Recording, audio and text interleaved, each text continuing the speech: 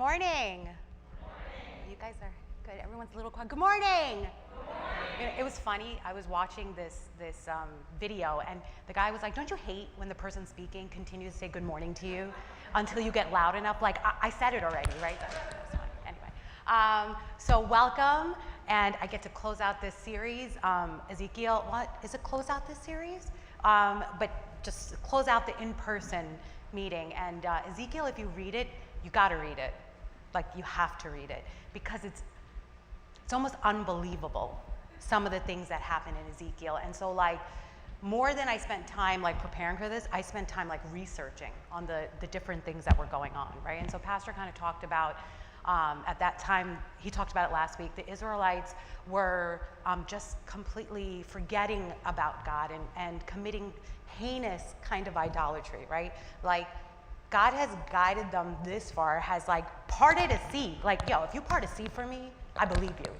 Like, you know, and part a sea, go through the wilderness, water coming out of rocks, come on, right? And still, they turned away. And so, it was, and I just spent the whole week like, I'm an Israelite, right? That's me.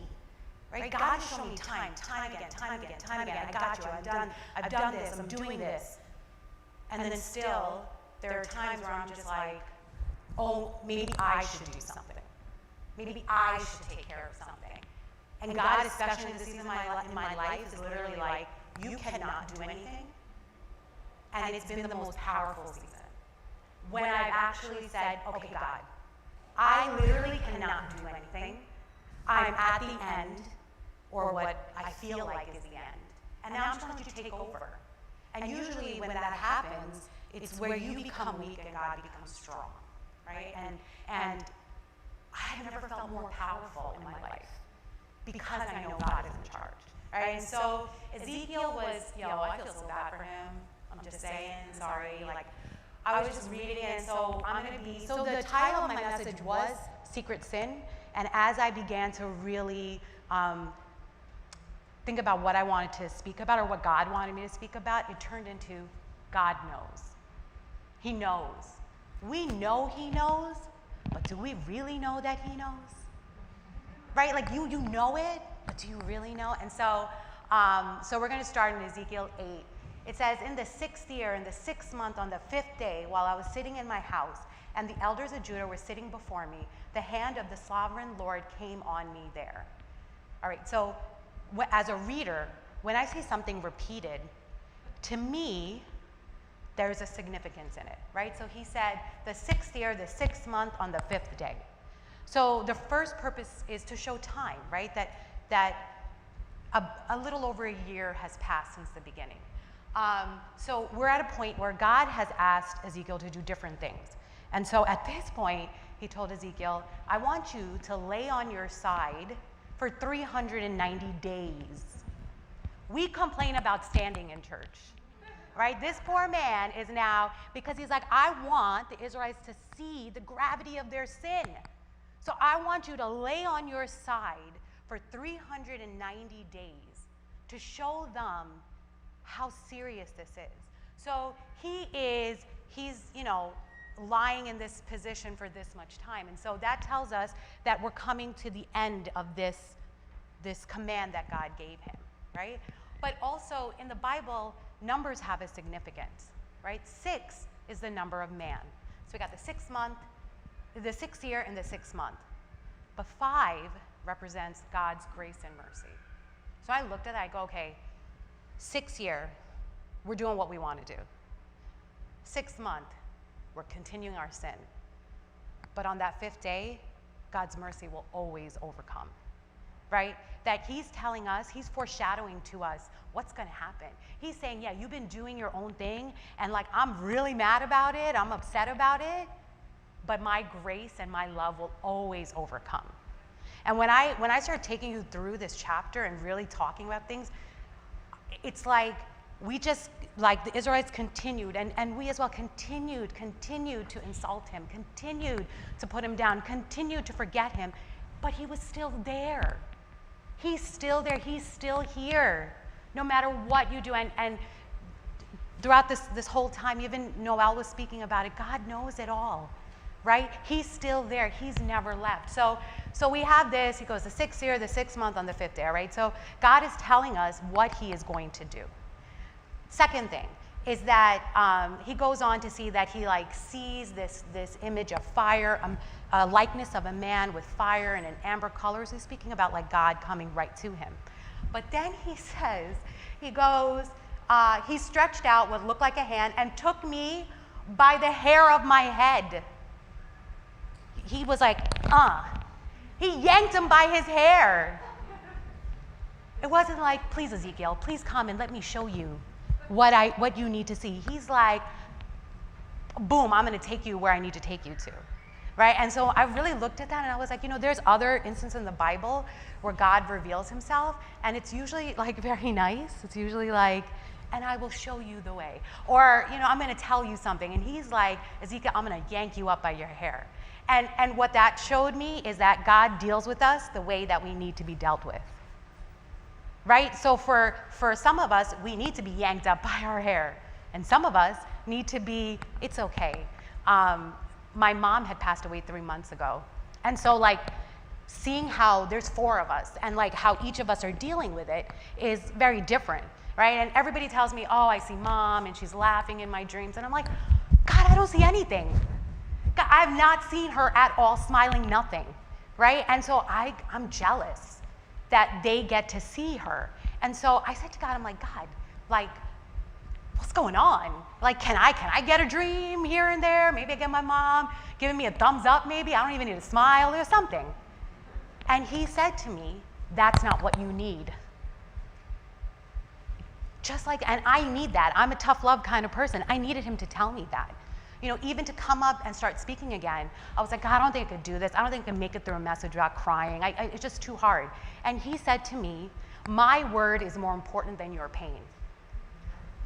He had to deal with me in the way that I had to be dealt with, right? Where some of us need that extra care and that extra love.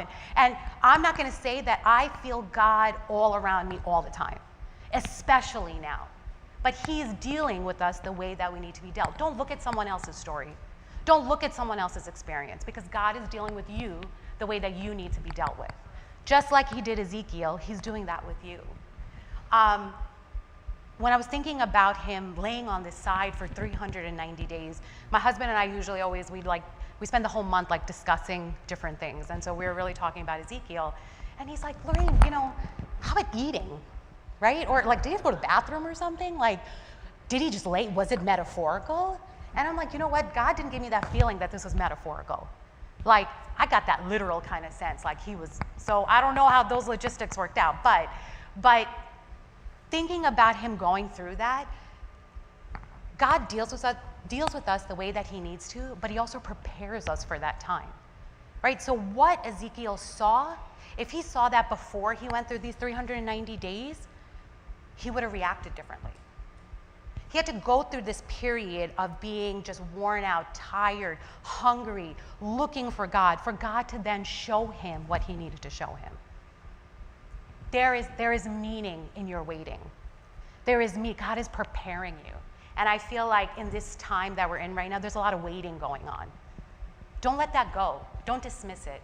There is meaning in our waiting. And so he had to prepare Ezekiel to hear this message that he was going to hear, to see this vision the way that he wanted him to see it. Right? If you told 21-year-old Lorraine something, if you told 21-year-old Lorraine, like, I don't like you, I'd be like, okay. Right? And if you told, whatever age I am now, Lorraine, I'm like, it's all good. Right? We react in different circumstances. So God, even in that first 3 verses, those are the things like God's preparing you. God is setting you up. God has a way for you. He's got a will for you. But you have to be ready for it. You have to be like, we cannot take up these roles that God has for us unless we're ready, unless we're trained, unless we're prepared, because the outcome will not be the same, right? So now he's laying here and God comes to him and he's like, straight up, God yanks me up out of my place and brings me to Jerusalem, right? And he's like, he takes him to the inner court, and wow, he's really upset. So verse 7. Then he brought me to the entrance to the court, and I looked, and I saw a hole in the wall. He said to me, "Son of man, now dig into the wall." So I dug into the wall, and I saw a doorway there. He then brought me into the inner court of the house of the Lord, and there at the entrance to the temple, between the portico and the altar, there were about 25 men with their backs toward the temple of the Lord and their faces towards the east, and they were bowing down to the sun in the east, right? God takes him in, and he sees all of these things happening in his church. In his house, there are people doing these detestable things. It's like my home, if I have a squatter in my home, do they care about anything?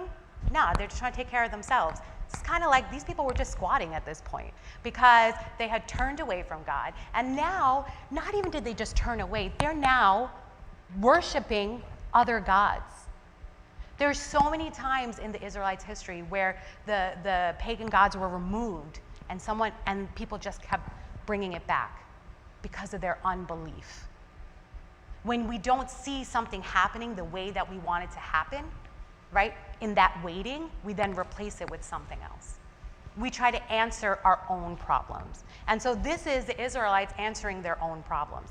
Do I think like this part was literal, like was this happening in the temple? I'm not sure, but definitely metaphorical, right? And so he's like, yo, can you believe what these people are doing in my house? It's detestable, it's heinous, it's disgusting. There was nothing nice about when he was describing it. It was that picture in my mind that was being painted like, this is crazy. Like they're going into church, right? So we would kind of equal it out to like maybe on stage and straight up like different types of gods everywhere, right? And so then he goes, hey, look, now you see this, right? I want to take you deeper. You see that little hole there? I want you to dig it. I want you to dig deeper into it.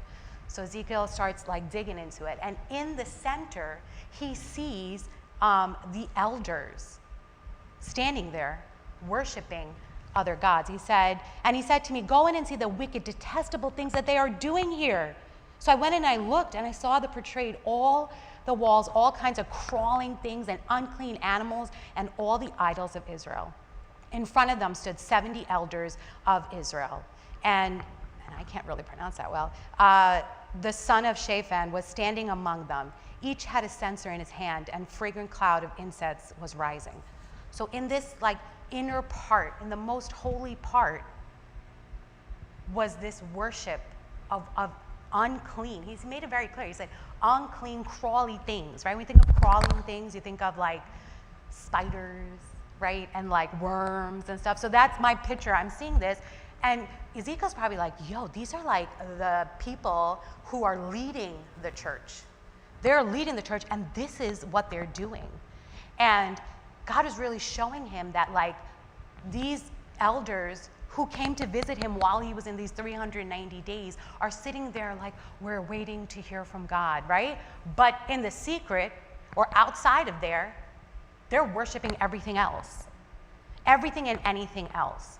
Like I can't even imagine like, oh, great spider. Like, I don't know. I can't even think about that. Like, where is that desperateness coming from? And so he was like, so I'm just imagining Ezekiel, who that was his place. That's where he was. And now he's seeing what's happening. And he's just like, yo, this is crazy.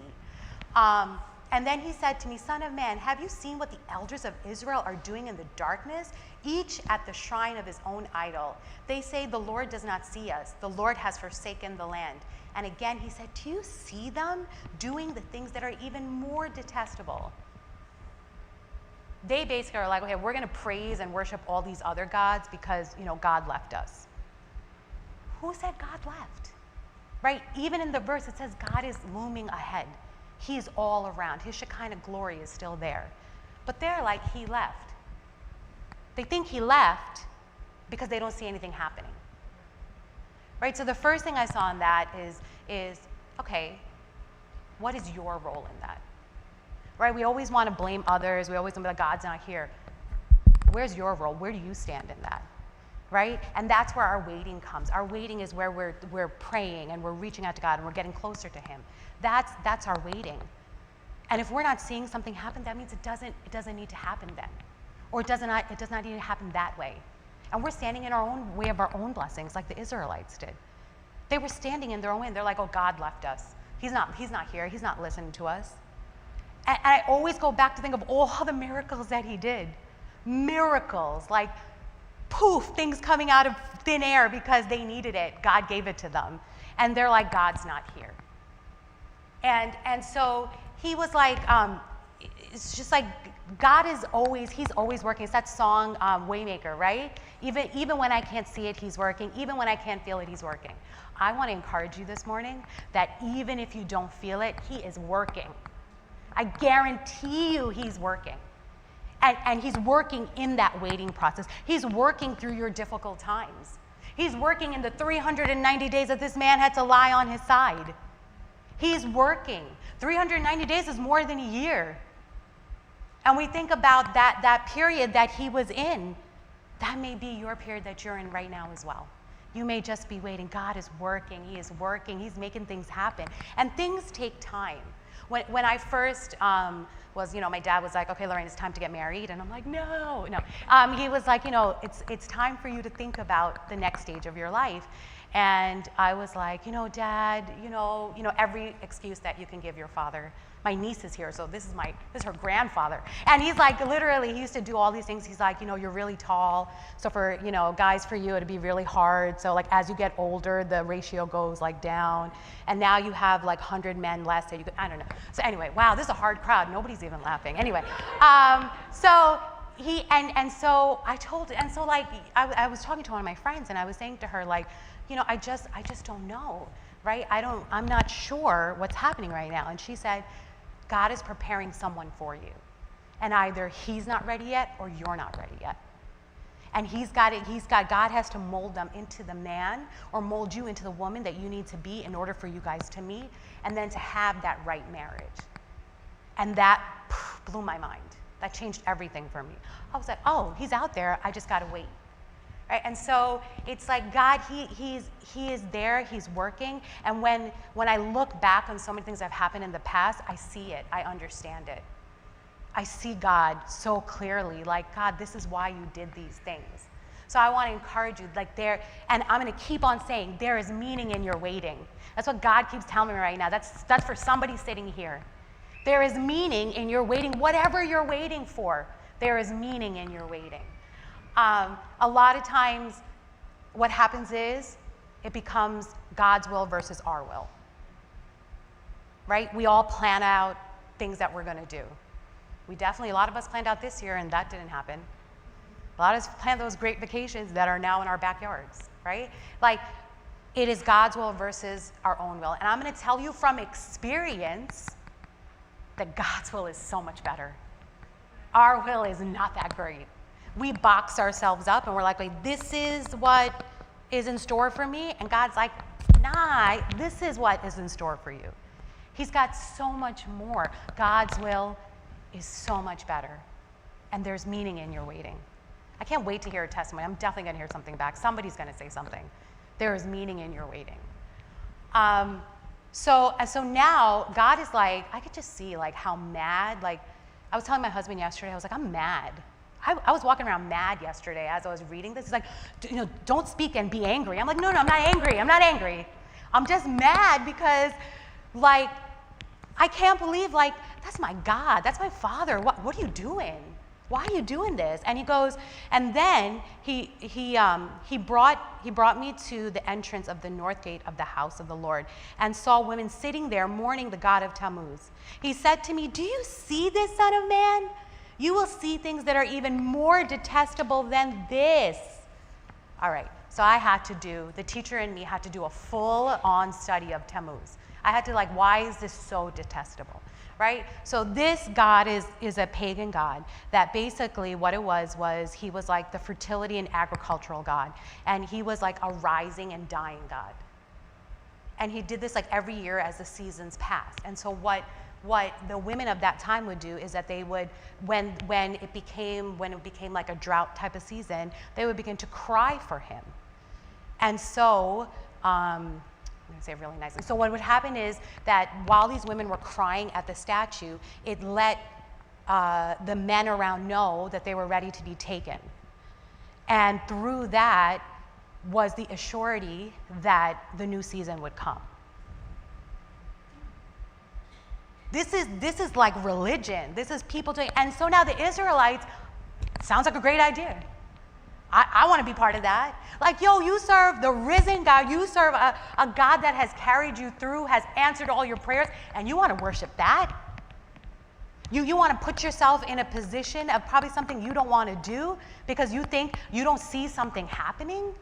You don't see, so like if there's a drought, or maybe that you didn't get enough of your, the fruits and the vegetables, the animals, whatever it is, you don't see that? So rather than praying to God, who's there, who has spoken to you, who has heard you, who has been with you, you're going to talk to this God who apparently dies, and first of all, that's an insult, dies and rises every year. So that means you're not good enough to stay risen. Sorry, just saying, right? And then the way that he dies is that he's grabbed back into the underworld. That's who you want to worship? That's why God is like, are you kidding me? Are you kidding me? You want to put yourself in these sexual immoral acts? How can that be part of God? How can that be part of someone who is saving you? And so he was just like, this is crazy. And then I wonder what his face was like while he was watching all these things happen. Like, I think we tend to, if he had done this before the 390 days, I would tend to think that he would try to defend it, right? Be like, oh, they don't really know, or don't worry, I'm going to go in, I'm going to save them, whatever, trying to reason it. But he's at the point where he's most vulnerable, and God is showing him these things. He's probably I would be so embarrassed. I would be so embarrassed because I'm with these men preaching, God is good, God is great, but on the side, I'm doing everything else. Could be like a lot of us here. Definitely was me at one point, right? Sunday, I was like, yeah, hallelujah, praise, right? And then it came to Monday, and things changed, right? And then Monday, and then it was Wednesday, then it was like girls' night out, then it was like this, and it was that, and then come back Sunday, yeah, right? That's what these guys were doing. They were living this one life at one point and living another life on the weekends, on those Sundays. God knows. You can't hide it. He knows. He knows your inner thoughts, the things that are within your heart, the things that you worship, the things that you make your God. He knows them all. And he still wants to be with you. Did you hear me? He still wants to be with you. You guys hear me out there? He still wants to be with you. He still wants to hold you. He still wants to love you. Even though you're committing all these sins, you're worshiping, Pastor talked about last week, whether it be family, whether it be money, whether it be wealth, whether it be your church, that even through all of that you put before God, he still wants to be with you. How amazing is that? What story have you ever heard that's like that? When you push people away, eventually they'll go away. God's like, I'm not going anywhere, I'm here. I'm here. I sent my only son to save you, and I'm going to continue saving you. I'm going to continue being here with you, and I'm going to continue to show you my will and my way if you just get out of the way. Remove yourself out of that way. So then he's just like, but wait, it gets better. God's like, come on. Let me keep on showing you, right? He brought me, in verse 16, he brought me into the inner court of the house of the Lord. And there was an entrance to the temple between the portico and the altar, which I had read before, were about 25 men with their backs toward the temple of the Lord and their faces towards the east as they were bowing down to the sun in the east. We're always looking for something else, something better. But we got the best. It's God. We have the best. And so these 25 men, so at that time, usually serving in the temple, there would be 25 priests, okay, one being the high priest. And he's saying he saw 25. So that means all of the priests, all of the holy men of the temple were doing this, right? They had their back to the temple and they were worshiping the sun. Literally, they turned their back on God. And they're worshiping the thing that God made. Does that even make sense? We're worshiping the product and not the reason. We're worshiping the outcome and not the center of it. And so he's like, all right, first, y'all, you know, we got these women crying, and I'm the answer. We have these holy men worshiping all these creepy crawly animals, all these crazy kind of things, and I'm right here, I'm the answer. You have the 25 most holiest men in this place worshiping the sun when I am the sun. Right? I am the answer to all of this. And so God took him through all of these things. And he said, like, I want you to see this. I want you to understand the gravity of their sin. I want you to know what's happening. And he said to me, have you seen this, Son of Man? Is it a trivial matter for the people of Judah to do detestable things that they are doing here? Must they also fill the land with violence and continually arouse my anger? Look at them putting a branch to their nose. Therefore, I will deal with them in anger. I will not look on them with pity or spare them. Although shout in my ears, I will not listen to them. Right? So it's like when they said, I'm putting the branch in on their nose, kind of like they're kind of thumbing their nose at God. Like, where you at, God? Time to act. Who are you to tell God to act? Why does he need to prove himself? He's proved himself time and time and time and time again, but it still wasn't good enough. And so now they're like, all right, God, come on. Let's go. Give me your best. That's not a fight I want to be in. That's first. I don't want God to bring it all on. Because he's like, I'm going to bring it on. And even in these words, even that he's a God of justice, but even in those things, he still loved them. Right? He could have wiped all the Israelites out from that moment on. Because his judgment, he did serve his judgment, but he didn't. He did not get rid of all of them, right? He did have that mercy and that love. And even in his anger, which he has every right to be angry, and not just angry, I don't know what the word above angry is, but that's what he should be. But he still wanted them for himself. He still wants you for himself. He said, you know, God is saying in Jeremiah 29:11, he says, for I know the plans I have for you, declares the Lord, plans for welfare and not for calamity, to give you a future and a hope. God knew Israelites' beginning, middle, and end. He knows your beginning, middle, and end. He knows it all, and what he says is, I want it for good. I want everything for your good. And that's the God that we serve. We are in a time where we don't have to pay the price that the Israelites paid because God sent his only son to pay that price. I'm going to invite the worship team back up. He paid the price for us, that we don't need to pay that price. That when he looks at us, he does not see our sin, he sees his son. When he looks at us, he sees that love that interceded for us. And right now, he sees you. He sees it all, and he still wants you. I've said this before too. There's so many people who tell me, Lorraine, the church is going to light up if I walk in. That's what we want. You're the person that God wants, because I'm going to guarantee you, nothing is going to light up, but you may light up. Right? You may see things, right? God has a plan and a purpose, and he wants you. The Israelites continue to insult him, to do detestable things, to do these heinous crimes against God, and he still called them his people. You can't tell me anything that you have done that would make God not love you. I'm saying it right now. My daughter always, when she gets in trouble, she'll always say to me, I'll be like reprimanding her, she's like, Mama, do you still love me? Of course I do, right? I love you because you are my child. There's nothing in the world that can separate that love from you. No matter what, I will always be on your side. No matter whatever you do, I will support you. That's God. That's what God's saying to you. As I became a parent, I was like, oh, this makes so much sense to me now. This is what it is. That love that God has for you. There's nothing that can separate you from the love of God. There is meaning in your waiting. He wants you to draw closer to him. It's okay that you can let go. God wants you to let go this morning. He wants you to let him take over. There's some people that are watching and say, I'm at my end. That's where God begins. When you're at your end, that is where God begins. When you give it to him, he will do amazing and wondrous things for you. The great part of the story is that even though they did all of these things, God still restored them. God still is restoring us. His love overcame, overcomes, and will continue to do so.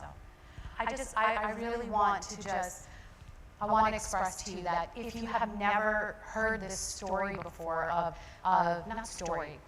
if you've never heard this selfless act of God sending his only son to die for you, I want to tell you, it is the most amazing love story ever. That he gave his only begotten son to go through terrible things, to die for me, to die for you, to die for us, so that he can have this love story with us. He's running after you. He's there for you. He's still there. He'll always be there. He is the same yesterday, today, and forever. That no matter what you do, you cannot remove yourself from his love.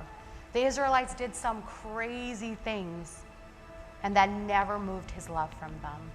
I want to assure you this morning that he's got you, that he sees you for who you are, and that's what he wants.